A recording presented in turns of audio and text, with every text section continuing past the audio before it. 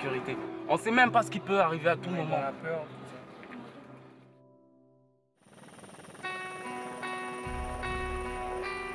Le 23 mars 2013, la Centrafrique et ses 5 millions d'habitants plongent une nouvelle fois dans la violence. Michel Djotodia renverse le président en place, François Bozizé, grâce au soutien de la Séléka, qui signifie Coalition en Sango, un mouvement qu'il avait lui-même constitué et qu'il va dissoudre en septembre de la même année. Les troupes de la Séléka comptent près de 15 000 combattants. Ils sont accusés d'exactions et de violence sur la population centrafricaine. En réaction à ce climat de terreur, des groupes d'autodéfense se constituent. Des paysans se forment en brousse et s'arment de machettes. Anti-Balaka signifie en sango anti-machette. Ils sont pour la plupart des anciens membres des forces de sécurité du président déchu, François Bozizé. Les anti-Balaka se liguent contre les ex-Séléka et se livrent à de violents affrontements.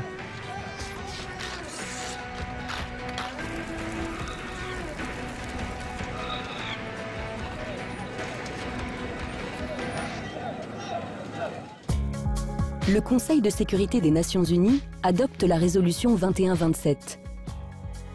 Elle prévoit le soutien des Nations Unies à la force africaine, appelée MISCA, Mission internationale de soutien à la Centrafrique, qui compte 3700 soldats africains.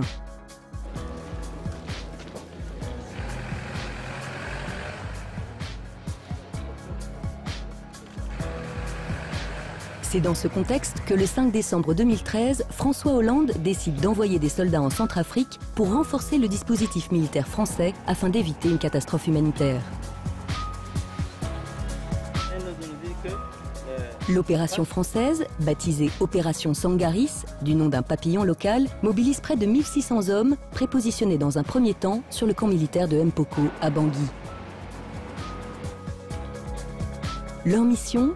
Ramener un niveau minimal de sécurité, protéger la population et faire appliquer les mesures de confiance, c'est-à-dire procéder au désarmement des ex-Séléka et des anti-Balaka à Bangui et en province. Je sais qu'il y a d'autres armes avec.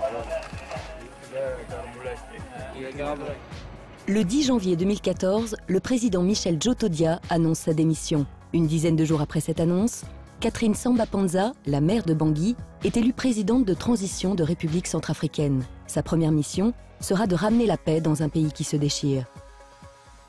Il ne peut pas rester ici.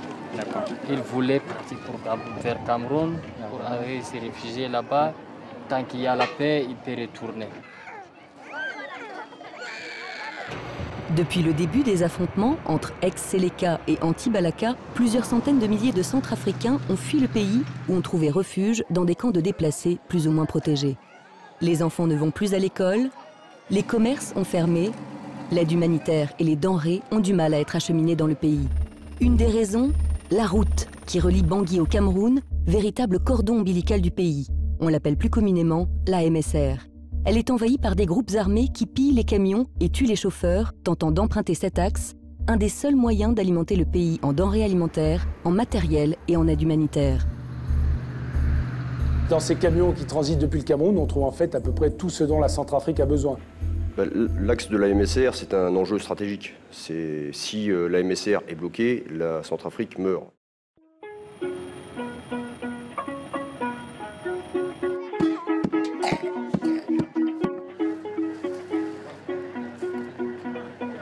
Deux mois après le début de l'opération Sangaris, l'opération Batouri est lancée le 9 février 2014. Elle vise à sécuriser cet axe routier. Pendant plus d'un mois, les soldats de la MISCA, soutenus par 400 militaires français du GTIA Panthère, se sont lancés dans une mission de réouverture des 586 km qui séparent Bangui du Cameroun.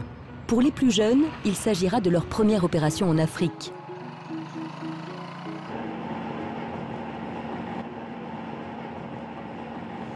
Notre équipe Image les a suivis sur la route pendant près de 30 jours. De Bangui à Beloko, en passant par Yaloké et Baoro, les militaires africains et français doivent rétablir la paix et permettre la circulation sur l'axe stratégique centrafricain. C'est que le Cameroun est un grand exportateur de produits agricoles et une bonne partie de cette production s'exporte vers la Centrafrique.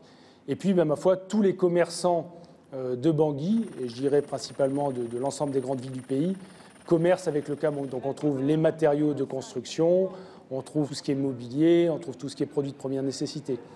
S'y rajoute, en cette période particulière de guerre, l'aide humanitaire. Alors l'aide humanitaire n'est pas taxée, mais elle transite, alors elle a 100%, hormis la petite partie qui arrive par avion, cette aide humanitaire transite par la route Beloko-Bangui.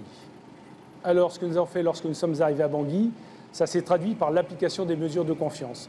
Les mesures de confiance signifiaient que seules les forces de police et de sécurité pouvaient circuler armées et que toutes les autres forces armées devaient être cantonnées, encasernées et leur armement mis sous clé.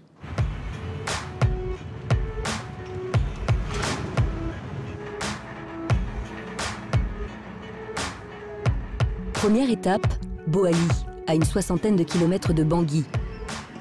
Nous suivons le colonel Arnaud Mettet, chef du GTI à Panthère, en charge de l'opération Batouri. Donc partout où on va passer, partout où on trouve un checkpoint, on retire le checkpoint, on prend les gens en photo, on relève le nom.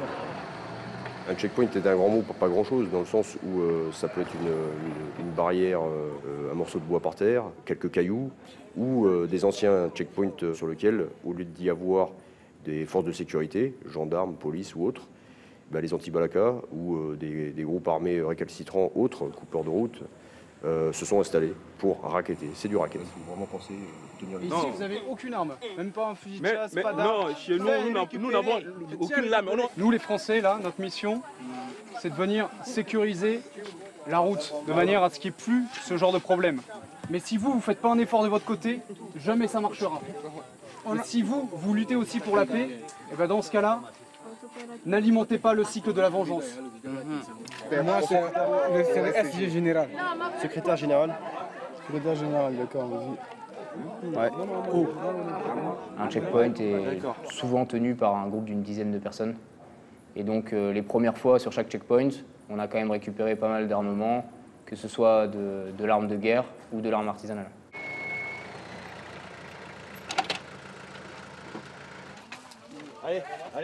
Allez, on enlève tout. Cartouche. On n'était pas confronté à un ennemi propre. Voilà. En Afghanistan, on avait un ennemi, on sortait, on avait quelqu'un à affronter. Ici, à chaque fois qu'on arrivait sur une situation, c'était fait s'adapter. Parce qu'on ne savait pas quel allait être notre ennemi, comment la population allait réagir, comment les anti-balaka allaient réagir, comment les Séléka allaient réagir. À chaque fois, il fallait s'adapter et on pouvait se confronter à plein de choses.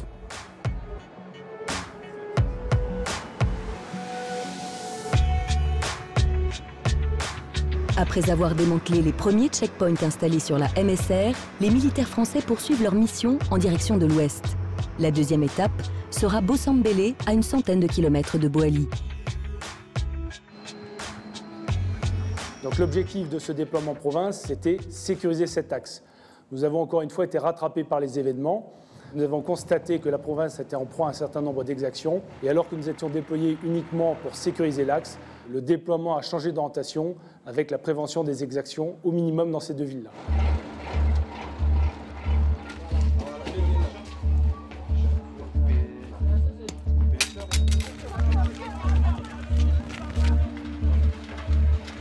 Allez, gars.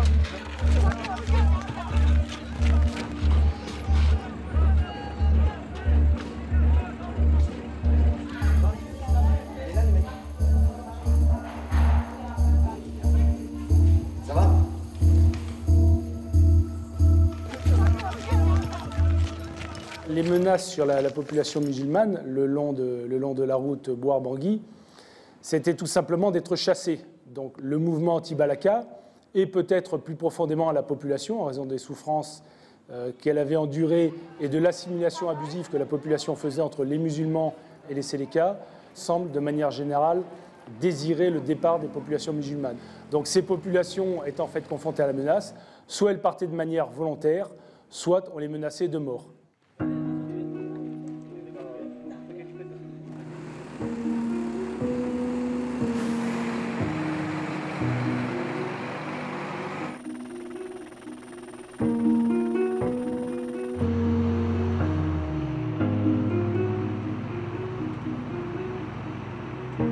Le deuxième jour de la mission, la force Sangaris arrive à Yaloké. La ville est plongée dans le chaos.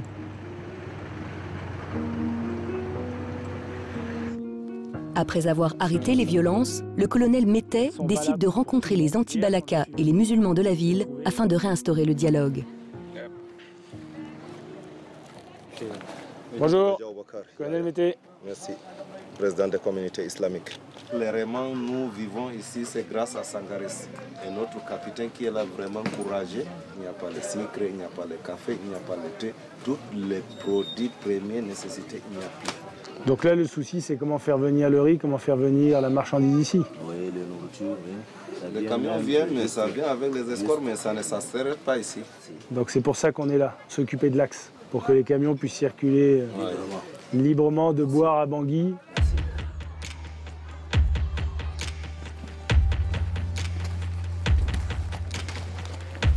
Les soldats français, aux côtés des autorités locales, se remettent peu à peu en place dans le pays. Ils vont sécuriser le quartier musulman de Yaloké et baisser le niveau de violence dans la ville. On était parmi les Sangaris pour travailler en collaboration, désarmer les musulmans ou les anti-Balaka. C'est ça le travail qu'on peut faire. Tous les armes blanches, le AK et tout, on en a pris. C'est mon pays. Je suis fier. C'est depuis que je suis là. Le calme semble revenu à Yaloké, mais une partie des hommes restera sur place. Le 13 février, à environ 250 km à mi-chemin entre Bangui et le Cameroun, le colonel et ses hommes s'apprêtent à reprendre la route. Lors du briefing du soir, ils apprennent que la ville de Berberati, au sud du pays, à plusieurs centaines de kilomètres de leur position, serait en proie à de terribles violences. Il faut intervenir rapidement. Ils dorment sur place, ils réparent l'impeccable dans la nuit, ils partent demain matin à l'aube. La décision est prise en quelques heures. 170 hommes, parmi ceux dédiés initialement à la sécurisation de la MSR, quittent la zone et partent rapidement vers le sud pour stopper les violences et venir en aide aux populations. Notre mission, c'est les intercepter et les stopper avant Berberati. Pose de la machette. Vas-y, viens. D'accord. Là, on va tous partir ensemble. Ils sont fouillés, les gars. La sécurisation de la route, quant à elle, doit se poursuivre. Pour relier les 340 km qui les séparent du Cameroun, ils ne seront plus que 150 soldats français pour mener à bien cette mission.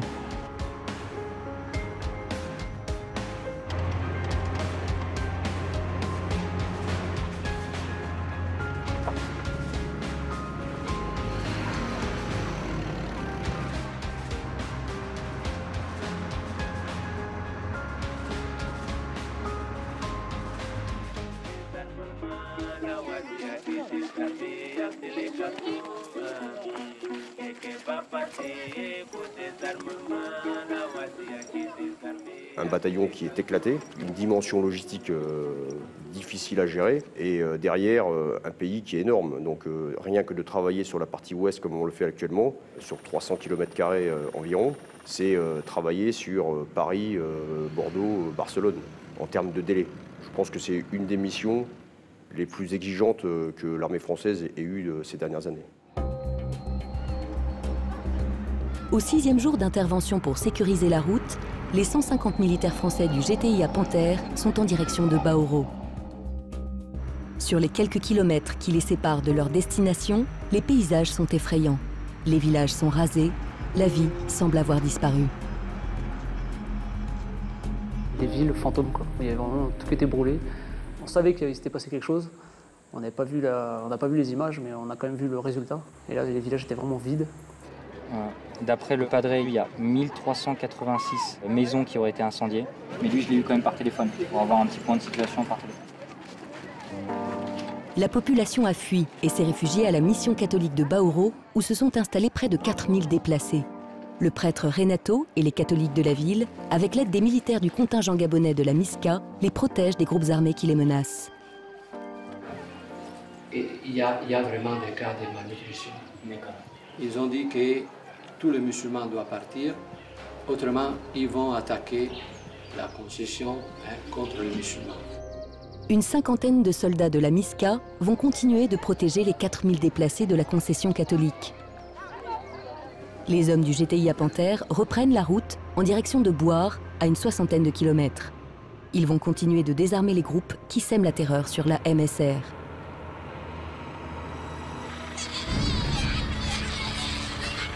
appelez-moi $100. Victoire Nauti Balaka. Azo Papa Simigi. Azo Upono. Azo Gui. Azo Alangona Ledger.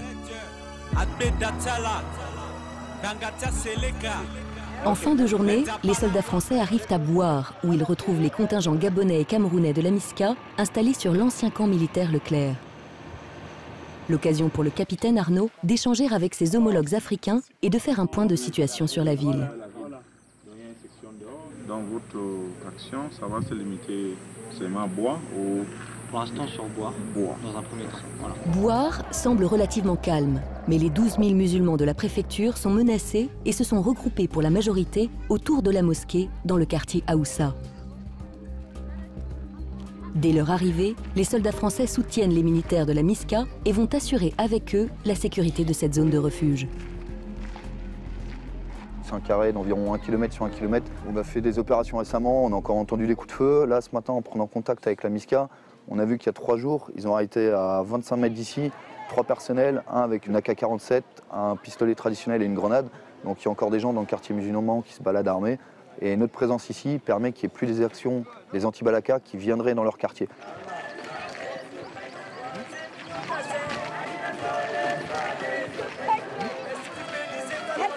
De se sentir utile au niveau de la population en sauvant des gens, quelle que soit leur communauté religieuse, avec des volumes qui ont été conséquents certaines fois. Donc ça permet de donner un sens à des missions et c'est remarquable. Est-ce que vous avez un timeline approximatif ou c'est en fonction de... 8 heures pour moi, et retour sur le deuxième objectif. Après avoir récupéré du renseignement dans la région, les hommes du GTIA Panthère décident de lancer une opération coup de poing sur des concessions susceptibles d'abriter de l'armement. La mise en place se fait de nuit pour être le plus discret possible. L'intervention se fera au lever du soleil.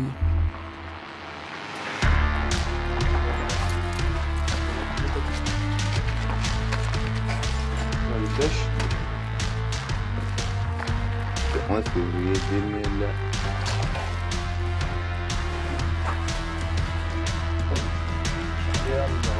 Donc ici, il y a 6 véhicules. On est actuellement ici, en direction de l'objectif.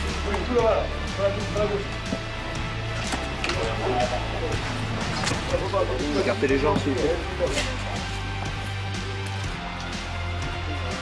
Vous pouvez pas filmer.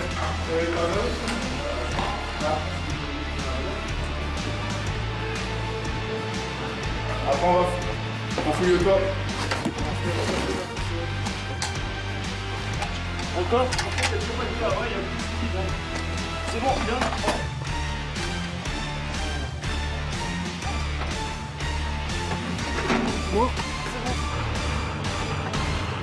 Ce n'est pas de la guerre haute intensité, mais le nombre de tics, le nombre de situations où ça pouvait tourner au vinaigre, il y en avait tous les jours.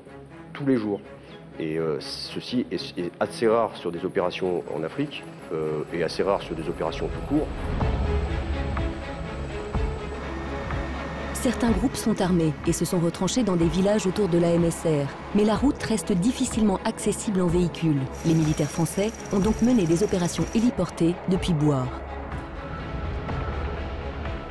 On avait du renseignement comme quoi il y avait des checkpoints anti-balaka disséminés un peu dans le village. Et plus au nord du village, on devait progresser afin d'aller jusqu'à l'école. L'école étant le retranchement des anti-balaka, selon le renseignement. Le surveillance face à l'est. Face à l'est? Ouais, t'es parti. Reçu.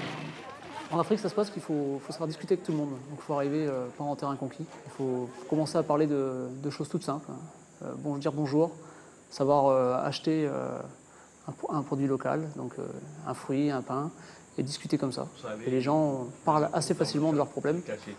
Non, nous on a envie de rester. C'est chez nous aussi. Ah oui, bien sûr. Oui, mais les menaces c'est trop. On ne peut pas rester, pas de sécurité.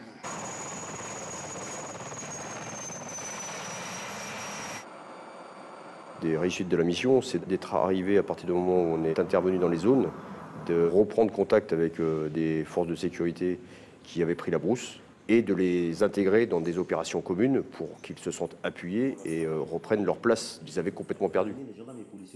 Sur le plan sécuritaire, depuis l'arrivée des Sangarés, je pense que tout tend maintenant à se normaliser. Mais il faudrait que les gendarmes soient là pour œuvrer et redonner confiance à la population, qui n'attendent que ça. Et c'est la présence du gendarme qui va certainement ragaillardir la population et lui dire que voilà, nous sommes là pour vous, comme par le passé.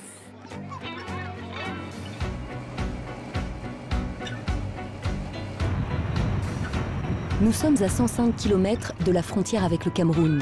Une partie du GTI à Panthère reste à Boire, tandis que l'autre reprend la route vers Galo et Baboua.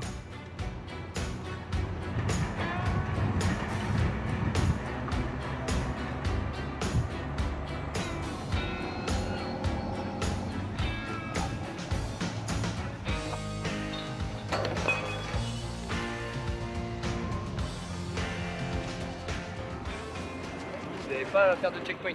La sécurité, c'est Sangaris et la Miska. D'accord? C'est compris? Quand je repasse, parce que je vais repasser demain, s'il y a un checkpoint, je prends tout et je brûle tout. Et si vous êtes encore là, vous récupérerez et je vous amènerai à la gendarmerie. Comme on était les premiers à arriver en province, à arriver dans chaque ville, on essayait de savoir qui était le chef, combien d'anti-balaka, est-ce qu'ils avaient beaucoup d'armement, quelles étaient leurs actions, pour avoir une idée claire de la situation.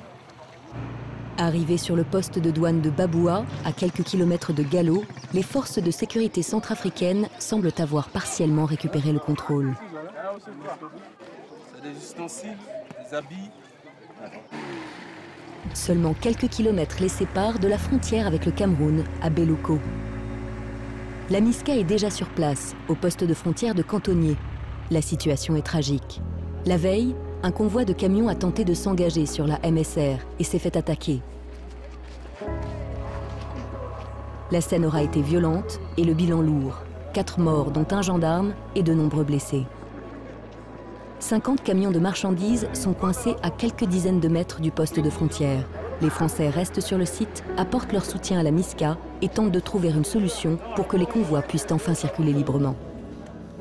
Bon, il y a deux facteurs. Il y a un facteur psychologique dans le sens où c'était un petit peu le salaire de la peur pour les convois. Beaucoup de convois embauchent des personnels du Cameroun qui sont très souvent à dominante musulmane, faisait que l'espérance de vie d'un convoi musulman qui s'engageait sur la MSR était proche du nul. Donc les convois, c'est de 100 à 200 camions en fait. 100 à 150 camions.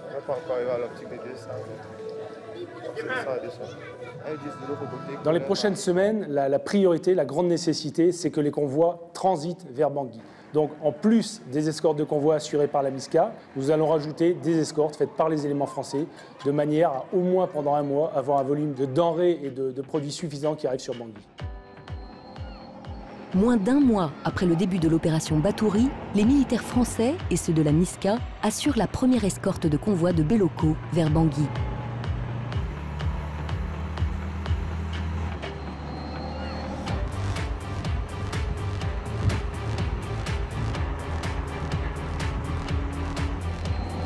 Entre la frontière et Bangui, c'est une mission de 10 jours pour faire un aller-retour.